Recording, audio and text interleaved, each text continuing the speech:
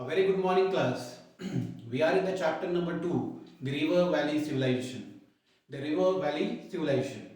We saw in the last video what is the meaning of valley and what is the meaning of civilization. We even saw the importance of the River Valley Civilization. Why did the early settlers or early civilizations settled on the banks of the river? There were three basic regions. I will just recap the whole part that we had covered in the first video. The regions why did the early settlers or early civilizations settled on the banks of the river? The first reason is they had ample amount of water. The water was used for the self-consumption and for the cultivation of crops. The first reason why did the early people settle along the bank of the river? The first reason in that is that ample source of water was available. People could use those waters for self-consumption or for the cultivation of crops. The second reason was that the area or the soil near the bank of the river was very fertile, means anything and everything could be grown on an easy basis. The soils near the bank of the river was very fertile.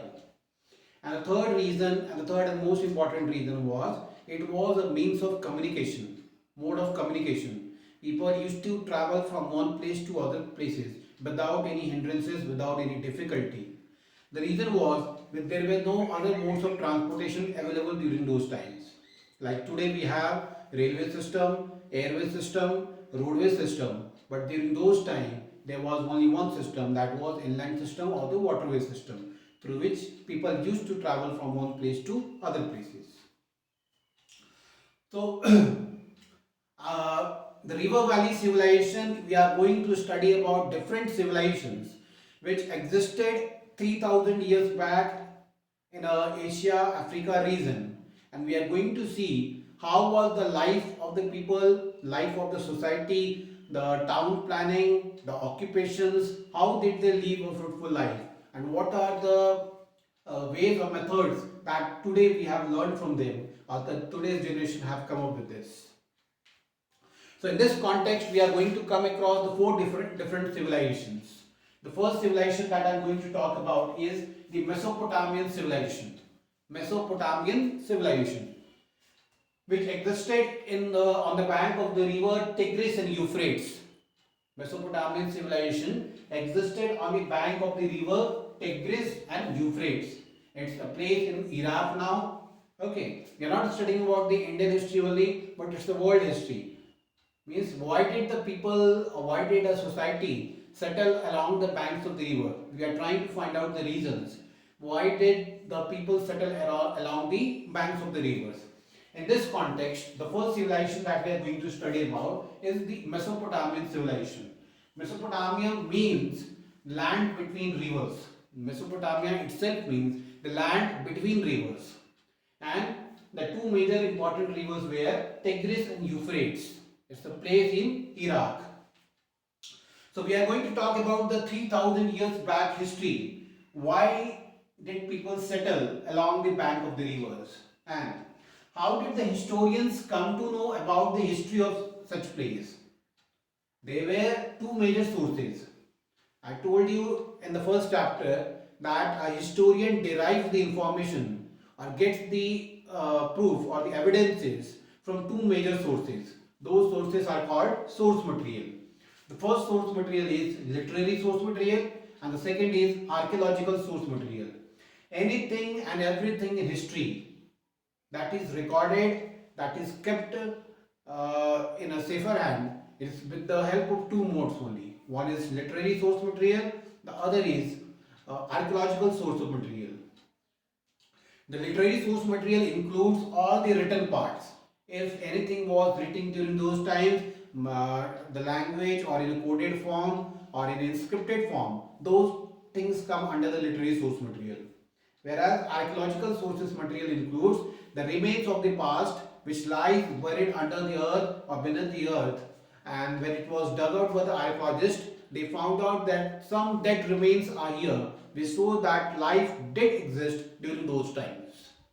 So in the case of Mesopotamian civilization even, we are going to talk about the two sources, that is the literary and the archaeological source. And how did the historians get the information about these things?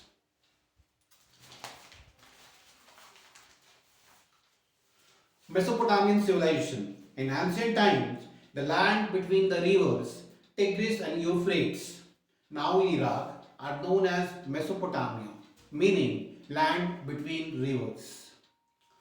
So Mesopotamia includes three regions. There were three basic regions which were mostly highlighted or which were the ideal for everyone.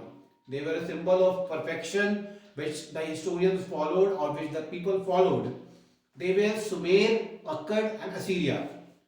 Sumer, Akkad and Assyria, out of which Sumer was the most renowned one, which had a proper town planning, which had a proper system of occupation where people lived a fruitful life and in a very idealistic set of mind.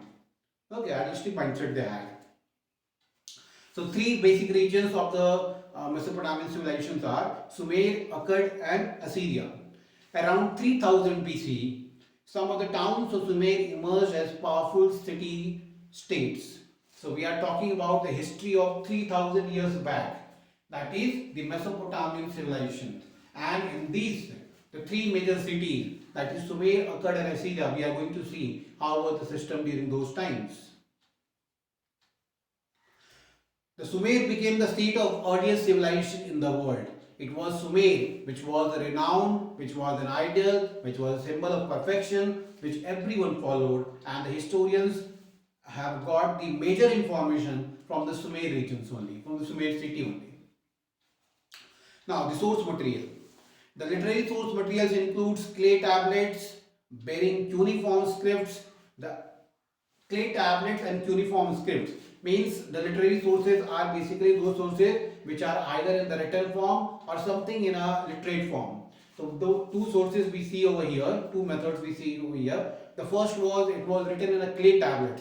It was a bit like a tablet only on which some inscriptions were drawn or something was written, which was in such a form that it did not get rubbed off either in with the help of rain or the sunlight. But the way it was written, it remained forever.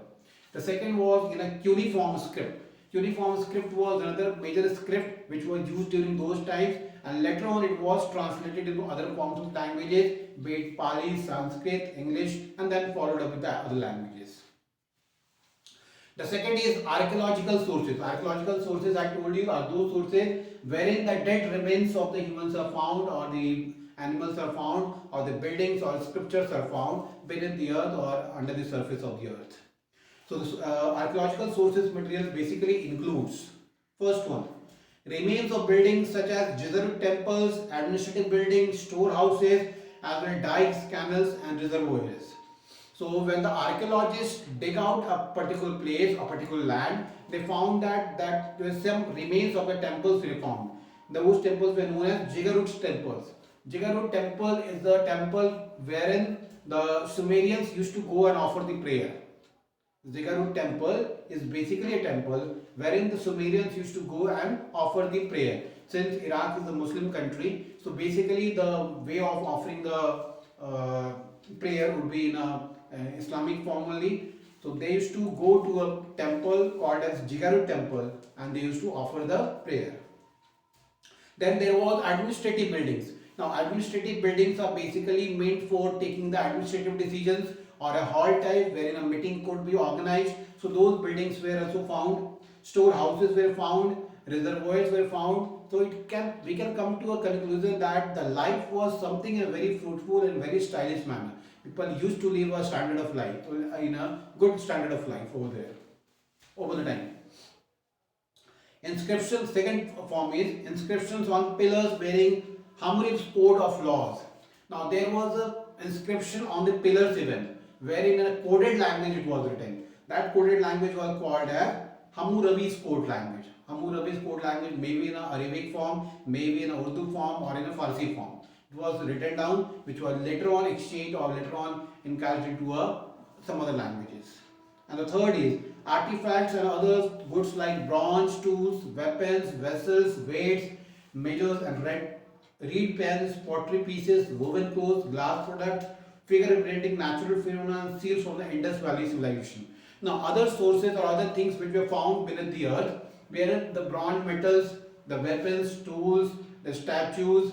This shows that there was a life. The life existed during those times. People had a peaceful life. People had a beautiful life, and they were living a good standard of life during those times. So the archaeological and the literary source material shows that people in the Sumerian town or in the Sumerian city lived a good standard of life. They had every comfort which we have today.